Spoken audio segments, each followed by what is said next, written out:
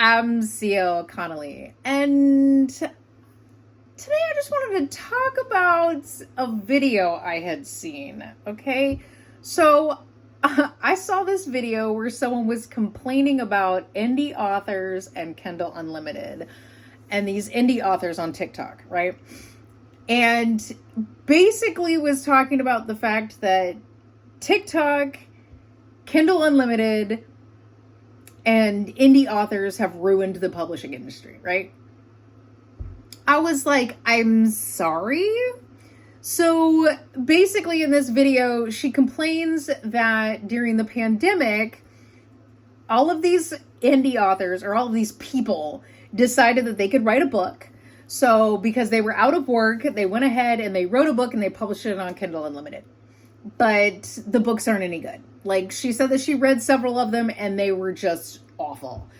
And in my mind, the way that I think about it, because I know what I write, and a lot of my books, they're not for everyone. Like, there are too many things in there that people are not going to appreciate. There's gore, there's blood, dismemberment, disemboweling, things like that. So there's a lot of stuff in there. As a matter of fact, in Fruitful Affair, there is a child that goes through the foster care system. And anyone who knows anything about the foster care system, you know that there are horrifying things that can happen to children in the foster care system. So I'm just saying, my books are not for everyone. That's just how it is. And not only that, but someone may read one of my books and say that it's poorly written and it's awful and it's not real literature, you know? But then someone else might read it and be like, oh my God, this is amazing. I love this. I actually have a customer that has come to me every single event looking for a new book. And she had first got Friendly Misfortunes was her first book. So first she got Friendly Misfortunes, and that was just at a random event. I think it was at one of the single day markets. She got Friendly Misfortunes.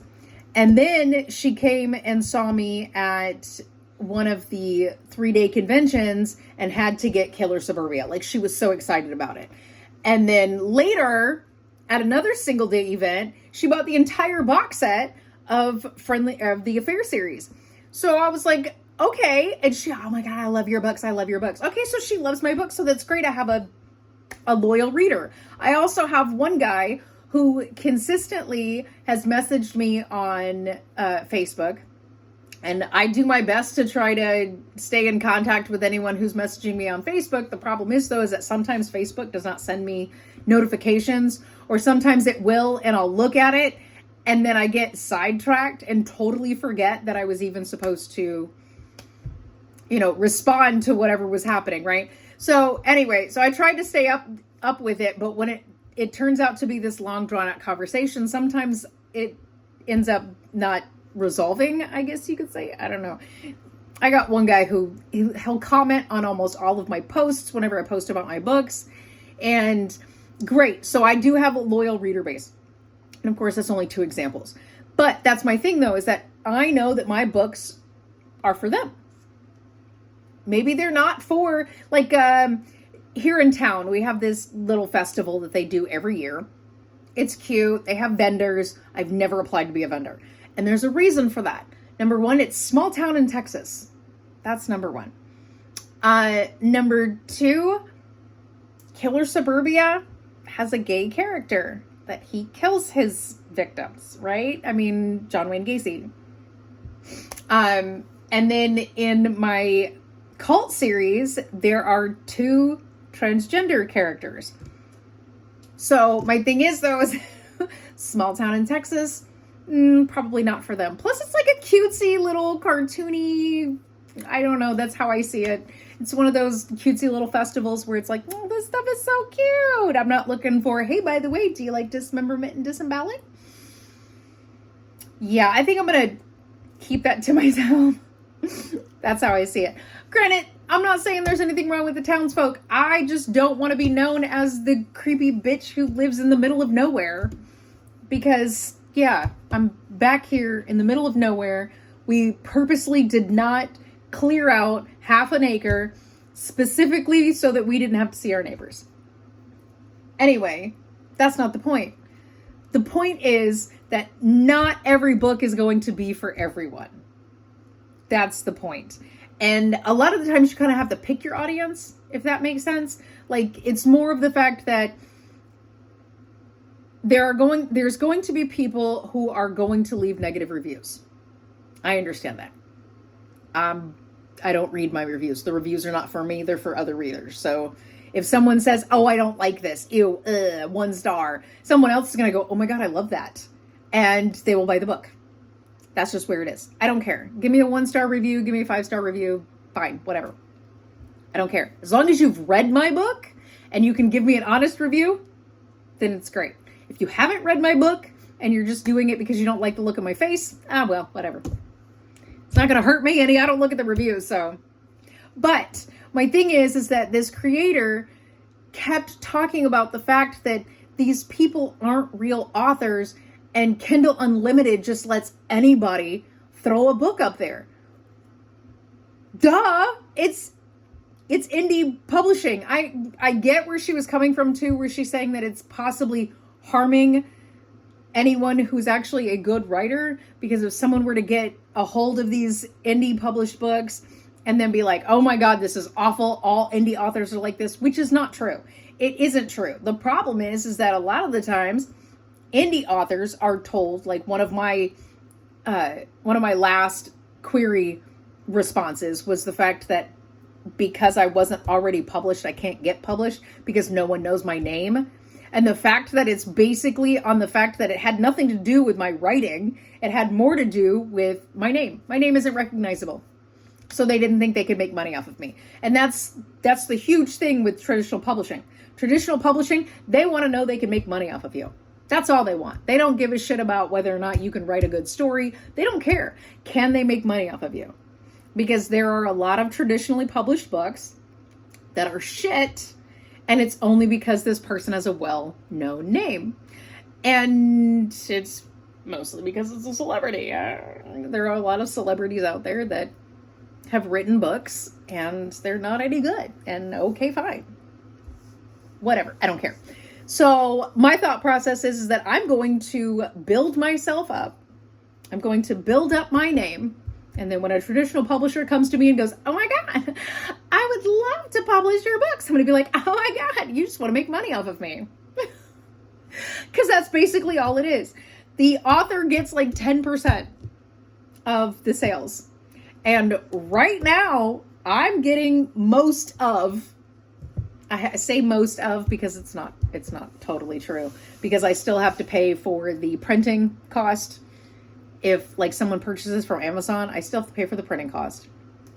And there's another like wholesale discount that Amazon gets and Barnes & Noble gets and all these other third-party websites. They all get a wholesale discount. And then I get what's left over, which is fine. That's great. You want to buy it off of Amazon and Barnes & Noble and all that stuff? Cool. It's $18. So there you go. It is $18 if you buy it on Amazon or any of the third-party websites. Now, if you buy them from me, they are $12, except for Disciples Doctrine, which is $10. And that's only because it's a little tiny book. But that's because I also know what the printing costs are on these books. So because I know what the printing costs are, I know how to charge properly for the books that come from my website. But because I have to give such a large discount on these third-party websites for wholesale discounts, then it makes it to where I'm making like 46 cents per book if I sold them on Amazon and all that other for what I sell on my website. I'd make 46 cents on the book. So my thought process is, here you go, $18. That's where I know I'm going to make some money. And it's because I'm the one who did it. I wrote it. It's my work. I want to make the money from it, right? I mean, I want to get paid for what I did.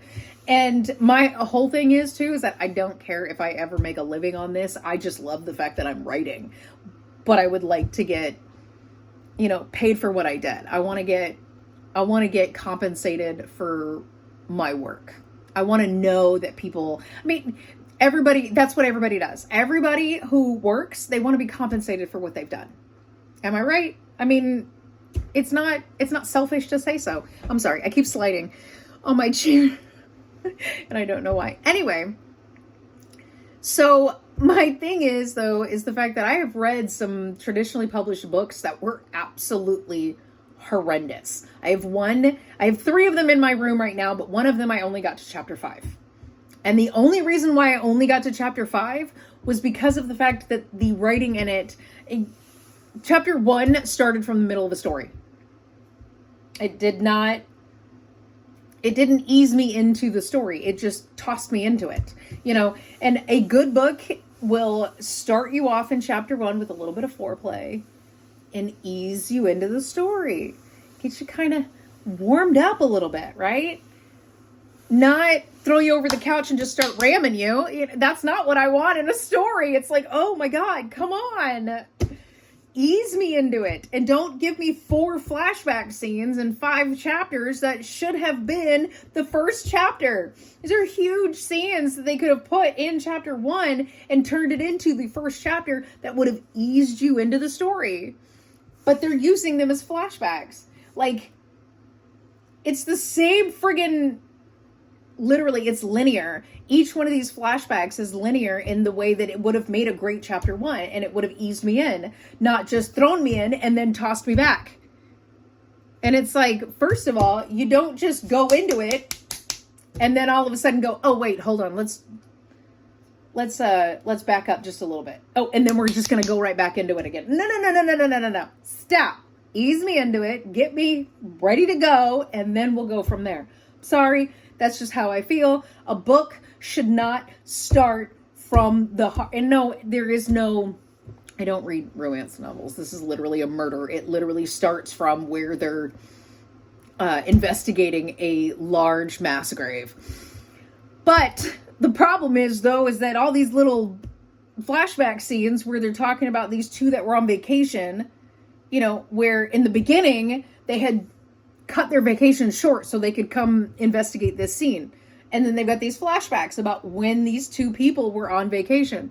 Why do I need the flashback of when they were on vacation if they're just going to show up and be like, oh, we cut your vacation short in the beginning? Why not just show me their vacation, how they're relaxing and having fun, and then all of a sudden they receive whatever it is, right? To be like, okay, we need to go, there's something wrong, blah, blah, blah. And then they show up. And then chapter 2 starts with where they're investigating because they cut their vacation short. You see what I'm talking about? Make the story go linear. And I will say that I do have a beta reader who constantly tells me that I need to do more flashback scenes. I don't care for flashbacks.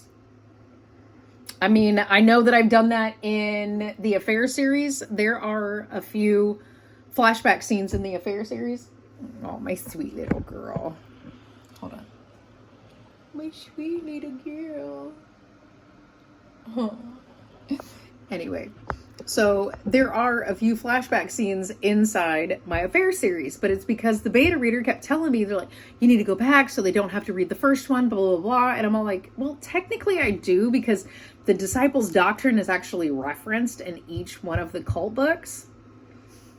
So technically it's gone back. But do I, talk about, oh, what happened in this book, what happened in this book? No, I purposely made it linear.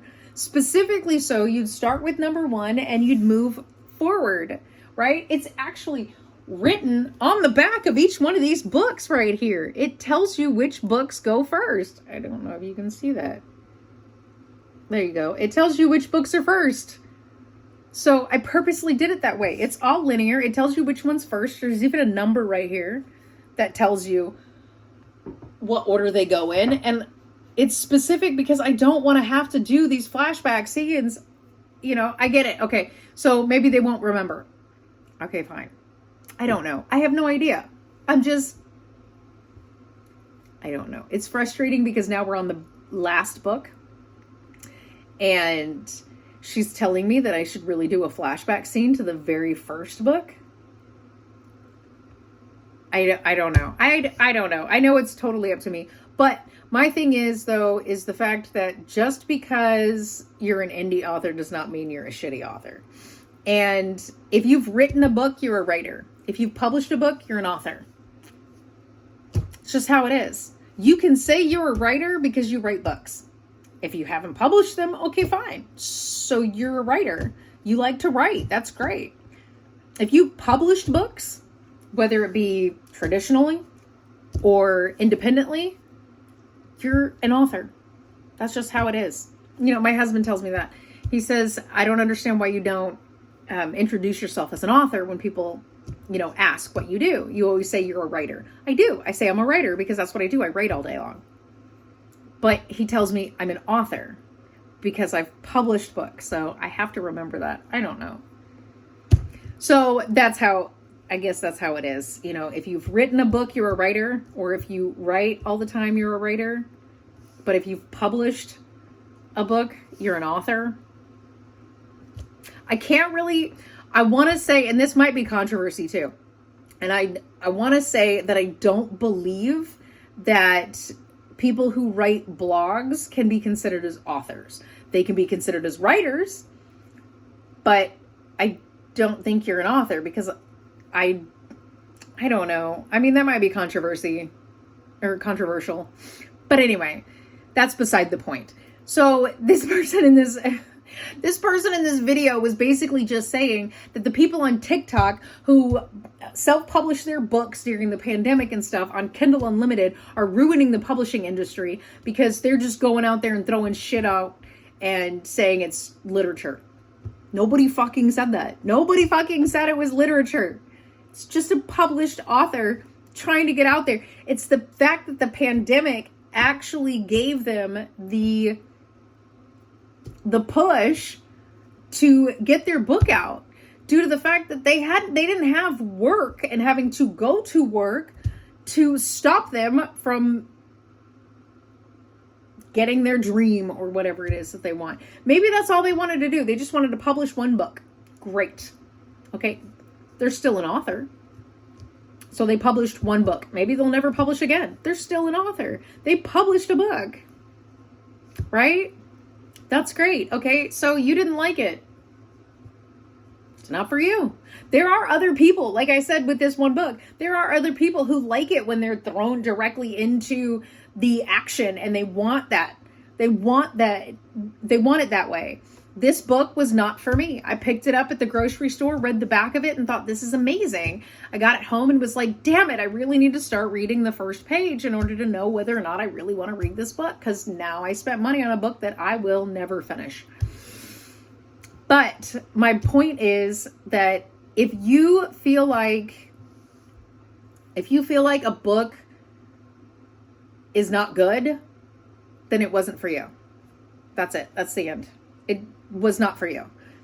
But if you feel like a book was the best thing ever, it may not translate as well when you give it to someone else. Like, my mom likes Janet Ivanovich, and she loves reading the Stephanie Plum novels, right?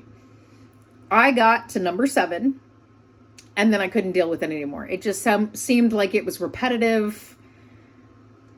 I don't know. There was just so much going on. I think she just recently published like number 34 or something like that. I don't know. My mom just got it for Christmas. She was so excited about it. She's read them all. Great. Awesome. Good for her. Will I read any more of them? No, I read number 7. This is why One for the Money is only one movie, and it didn't go on any further than that because they seem a little repetitive. I think Janet Ivanovich is a great author. I have no problem reading some of her other stuff. But I can't get that far into a series. Like, I won't do it. This is the reason why my Affair series is 4 books. After that, it's time for the characters to just kind of move on. My cult series is technically 5 books because I have the Disciples Doctrine where you meet the leader and stuff like that. And then there's more characters that are built up through the rest of them. But at some point, the story has to end. And having too many books in a series, not my cup of tea. But that's just me. That's specifically me. There's other people out there, like I said, my mother, who loves these books, and she has read them all 34 of them. Great. So there are people out there who love it. Well, that just means that these books are not for me. So if you have a problem where you buy a book and you think the book is shit, then it wasn't for you. That's just how it is. And this creator just kept talking about the fact that, because you can market yourself on TikTok and this and that, TikTok is ruining the publishing industry. It's like, that is so not true. That's not what's happening right now. TikTok is a great tool to use for marketing and advertising because it gets out to a lot of people everywhere. And the following grows faster. Unlike here on YouTube, the following does not grow very fast. But that's my point. The thing is, though, is that TikTok is a fast-moving, fast-paced, go, go, go, go, go, and you can market to a lot of people. Someone will find you. Someone will like it. That's it, the end. And you will get what you wanted out of what you did. So if you want to be an indie author, great, because you know that nobody's going to make money off of you, except for the third-party websites, and whatever publisher you go with or book printer that you go with, right? I use Ingram Spark. It used to be Lightning Source. But I switched over because it's free now to submit, and I'd rather do it that way than pay $85 to submit my book.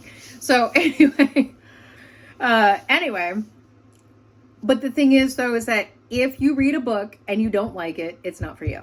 It's for someone else, and that's fine.